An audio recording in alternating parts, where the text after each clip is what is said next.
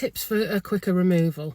There's two main things I would say for when you're doing a removal. I would say, first off, file that nail as thin as possible. If you think you've done it isn't enough, do it more, because I found getting it right back to that clear layer, literally your removal will take minutes after that. I always find biab takes a little bit longer because I think, well, it's meant to last. But again, the thinner, the better.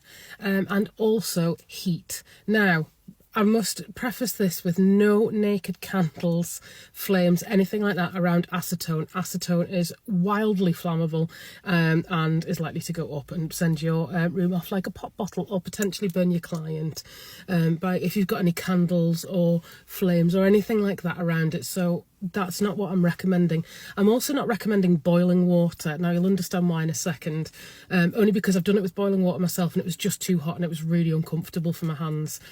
So what I use is tap hot water in one of the bowls. You know these soak-off bowls that you get where you've got the fingers and you've got like a kind of a section underneath. Fill the section underneath with water. If anybody wants to know what that is, what this thing that I'm kind of suggesting is, let me know and I'll try and insert a picture on another video for you. But you fill the tray underneath with water and then you put the acetone in the finger holes on the top. If you use, excuse me, I've got a frog in my throat. But if you use like hand hot water from the tap, your nails are as thin as possible. I can literally get a set of acrylics off in about, that will soak off in under 10 minutes. So with removal and everything like that, it's literally about 20 minutes from start to finish.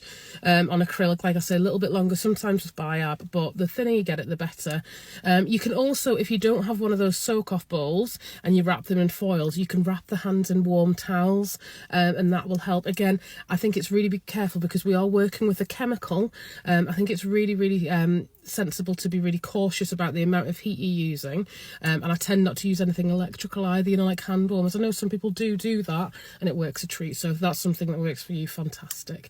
But yeah, I hope that helps, and if you've got any more questions, let me know in the comments below. Thanks for watching. Bye now.